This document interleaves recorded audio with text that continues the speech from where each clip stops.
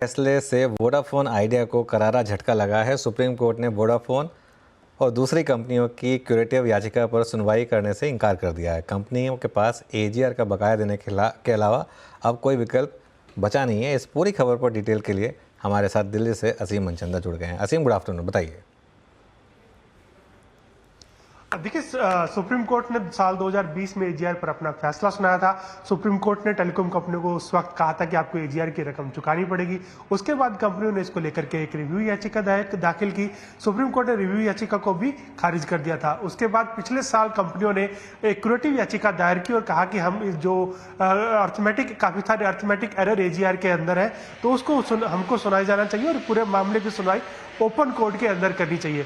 30 तारीख को supreme court ने कहा था कि हम इसकी मामले की सुनवाई 30 अगस्त को इन चैम्बर हम करेंगे। तो 30 अगस्त को सुनवाई हुई। आज सुप्रीम कोर्ट ने अपना ऑर्डर दिया। सुप्रीम कोर्ट ने टेलीकॉम कंपनियों की क्यूरेटिव याचिका पर सुनवाई करने से इनकार कर दिया है। सुप्रीम कोर्ट ने कहा कि हमें ऐसा नहीं लगता कि कोई भी ग्रोस इनजस्टिस हुआ और हम इसको क्यूरेटिव याचिका की सुनवाई करनी चाहिए। तो इसका यह मतलब है कि टेलीकॉम कंपनियों को अपना एजीआर का बकाया पूरा चुकाना पड़ेगा।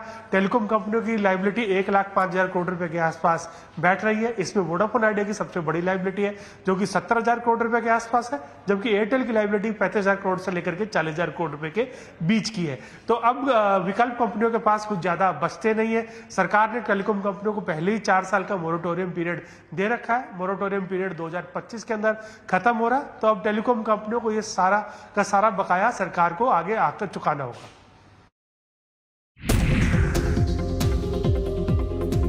तो ये मेरा व्यू रहा है काफ़ी टाइम से कि अगर आपको इस इंडियन टेलीकॉम मार्केट में पार्टिसिपेट करना है, भारती को चूज़ करें। देखिए, वोडाफोन आइडिया में 11 रुपये पे जब एफपीओ आया था तो एक व्यू था कि 11 रुपये का एफपीओ मिल रहा है, ले लें, और उसके बाद आपको अच्छे वो 11 रुपये वाला 17-18 रुपये हो गया। अब देखिए, वोडाफोन आइडिया चलना बंद हो गया है, ठीक है, क्योंकि हर कोई यहाँ पर लॉन्ग है। हम हर कोई ना लाइफ में एक्साइटमेंट चाहता है। भारतीय में किसी को पैसा नहीं बनाना, सबको आइडिया में पैसा बनाना है। ह्यूमन नेचर है कि मैं थोड़े से रिस्की स्टॉक में पैसा बनाऊंगा। वोडाफोन आइडिया में व्यू था एफपीओ में लेने का। एफपीओ में लेने वालों को पैसा बना, बस, उससे ज़्यादा कुछ नहीं हुआ है। Pictures tell a story. इससे बेटर स्टोरी नहीं हो सकती कि क्या इस समय टेलीकॉम स्पेस में हो रहा है। हर कोई वोडाफोन आइडिया में घुसा हुआ है, हर कोई नेक तक लॉन्ग है वोडाफोन आइडिया में, जबकि दूसरी तरफ चल रहा है Bharti Airtel. Consistently one way Bharti Airtel में रह रही है। आइडिया में बहुत लोग फंस चुके हैं और आइडिया में, इसके लिए मैं इस चीज़ को मैं लेकर मैं खुश हूँ कि आइडिया में मैंने कभी लॉन्ग टर्म बाय की रिकमेंडेशन नहीं दी। अगर आपको टेलीकॉम में लॉन्ग रखना है और अगर पोजिशनल लॉन्ग रखना है तो वो भारती होगा।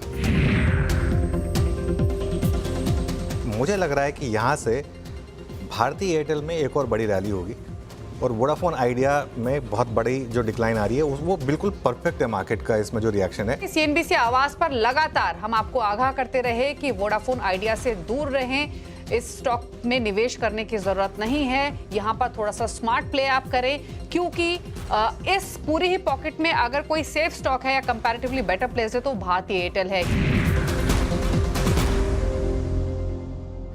ओके, अच्छा, इसमें एक चीज़ मैं कहना भूल गया था। अब बहुत लोग ये सवाल पूछ रहे हैं और सवाल पूछना जेन्युइन भी है हर्षदा, कि क्या गोल्डमैन को पता था जो 2.5 का टारगेट लेकर आए, या क्या बहुत लोगों को पता था। देखिए, सुप्रीम कोर्ट है, कोई मजाक नहीं है।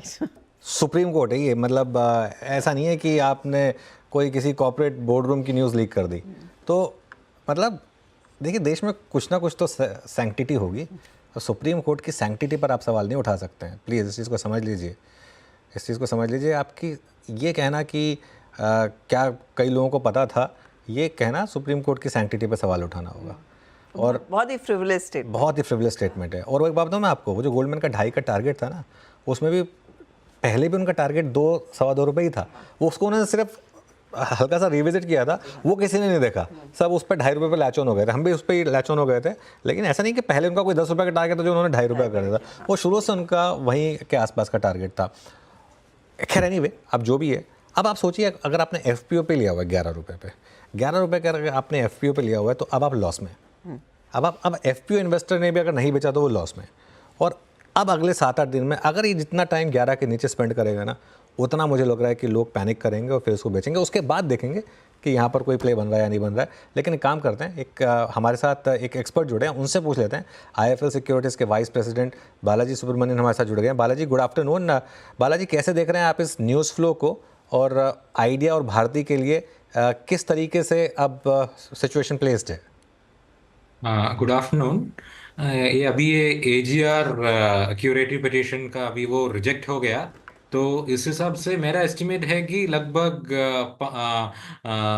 5 रुपए पर शेयर का झटका हो गया। क्योंकि स्ट्रीट का बेसिक एक्सपेक्टेशन था कि उसमें कुछ रिलीफ मिलने वाला है। तो वोडाफोन का AGR लायबिलिटी है 70,000 करोड़, और 50% रिलीफ था वो स्ट्रीट का एक्सपेक्टेशन। अब वो नहीं आने वाला है। अभी ये देखना चाहिए कि वोडाफोन ने FPO और प्रोमोटर से फंड रेज किया है, और उन्होंने 20,000 करोड़ प्लस इक्विटी रेस तो उनका हो गया है। और उनका अगला स्टेप ये था कि वो डेट फंडिंग के लिए बैंक्स और दूसरे लेंडर्स से कॉन्वर्सेशन में थे, तो वो 25,000 करोड़ के लिए था। और अब ये देखना है कि ये लोन जो रेस कर रहे थे, अभी वो लोन आएगा कि नहीं, क्योंकि अभी तो ये AGR न्यूज़ आ गया और लायबिलिटी भी कम होने वाला नहीं है। तो वही सबसे इम्पोर्टेंट मॉनिटरेबल है, क्योंकि अगर वो लोन मिल जाता है तो फिर भी ठीक है। तो फ्यूचर में तो कैश फ्लो का इश्यूज थोड़ा ज्यादा होंगे, लेकिन गवर्नमेंट के पास वो जो लायबिलिटीज है उसको इक्विटी में कन्वर्ट करने के लिए करने का ऑप्शन है, तो वो भी हो सकता है। लेकिन अभी तो सबसे इम्पोर्टेंट मॉनिटरेबल ये है कि अगर ये बैंक्स अभी 25,000 करोड़ लेंड करने में कंफर्टेबल होंगे कि नहीं। तो बेसिकली गाड़ी जहां से चली थी वहीं पर आकर दोबारा खड़ी हो गई है, एंड आगे डेट रेस कर पाएंगे या नहीं, गवर्नमेंट को क्या कुछ और अपनी लोन को इक्विटी में कन्वर्ट करना पड़ेगा, ये सवाल है। लेकिन यही जो आज की डेवलपमेंट आई है सुप्रीम कोर्ट की तरफ से, ये भारती के लिए कैसे प्ले आउट होगी? जैसे हम पहले भी चर्चा कर रहे थे कि शायद कल सुबह में कई सारे लोग, और आप भी शायद कहेंगे कि यहाँ पर एक मार्केट शेयर गेन होता हुआ दिखाई देगा। कितना मार्केट आपको लग रहा है भारती वाकई इस तरह की सिचुएशन, जो क्राइसिस अब दोबारा वोडाफोन के सर पर आ गई है, अपने नाम कर सकता है? अगर ये AGR क्यूरेटिव पिटीशन एक्सेप्ट कर देते और भारती को भी रिलीफ मिलता, तो उनको भी लगभग 18,000 करोड़ का बेनिफिट मिलता। लेकिन भारती में एक दूसरा एंगल भी है। तो अगर वोडाफोन फंड रेज नहीं कर पाता है और 4G नेटवर्क में इन्वेस्टमेंट नहीं कर पाता है, तो भारती का सब्सक्राइबर और revenue market share gain continue होते जाएंगे। तो उस हिसाब से मुझे ऐसा लगता है कि भारती के लिए ये न्यूट्रल या slightly positive kind of event है। लेकिन भारती का स्टॉक भी बहुत चल गया है, तो उस हिसाब से बहुत ज्यादा अपसाइड यहाँ से दिखता नहीं है। लेकिन Bharti is much better placed compare to Vodafone Idea. अच्छा बालाजी, आपका एग्जैक्टली वोडाफोन पे व्यू क्या है? मतलब प्राइस टारगेट, एक तो आपका FPO बायर भी लॉस में है, दूसरी बात ये जो आज का सेटबैक है, plus considering future cash flows, considering all, आपका वोडाफोन पे प्राइस टारगेट क्या है? मेरा इससे पहले मेरा प्राइस टारगेट था 17 रुपए। अगर अभी AGR तो नहीं आने वाला है, तो वो 12 रुपए बन जाएगा। और अगर वो डेट रेस नहीं कर पाता है तो स्टॉक 10 के नीचे भी जा सकता है। इसीलिए मैंने बोला कि वो डेट रेस कर पाता है कि नहीं, वही सबसे इंपॉर्टेंट क्वेश्चन है। ओके, बिल्कुल। तो अच्छा बालाजी, क्या इस लेवल पर भी लेकिन भारती एयरटेल लिया जा सकता है, या ऑलरेडी बहुत बड़ी रैली आ चुकी है? क्या अब ओवर प्राइस हो चुका है स्टॉक? भारतीय एयरटेल तो स्टेडी कंपाउंडिंग तो वो वो आएगा, क्योंकि वो भी अभी रिलायंस जियो भी शायद उसका जियो प्लेटफॉर्म्स का लिस्टिंग करता है, तो उसके हिसाब से जो वैल्यूएशन रिलायंस जियो को मिलेगा, उस हिसाब से भारती को भी थोड़ा री रेटिंग हो सकता है। लेकिन मेरा ओपिनियन ये है कि जो आसानी से पैसा बना सकते हैं वो अपॉर्चुनिटी भारती में भी चला गया, क्योंकि अब तो अराउंड 1100 1200 ही था, अभी ऑलमोस्ट 1700 बन गया है वो। तो लॉन्ग टर्म होल्डिंग के लिए भारती बेस्ट सूटेड है, लेकिन बहुत ज्यादा नियर टर्म ट्रेडिंग गेन तो उतना नहीं होना चाहिए मेरे हिसाब से।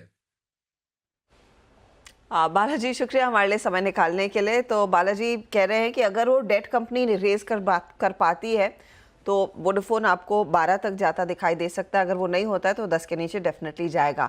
भारती ऑफ कोर्स ज़्यादा फेवरेबल सिचुएशन में है, लेकिन 1700 पर क्या आप खरीदेंगे इस समय, वो सवाल उठा रहे हैं। वहाँ पर एक्शन ज़रूर बना हुआ है, करीब 1% तक के गेंस। अच्छा, इस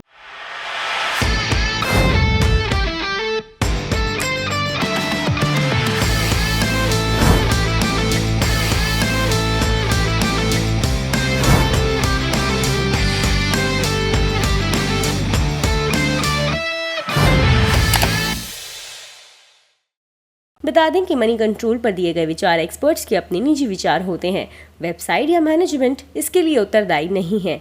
यूजर्स को मनी कंट्रोल की सलाह है कि कोई भी निवेश निर्णय लेने से पहले सर्टिफाइड एक्सपर्ट की सलाह लें।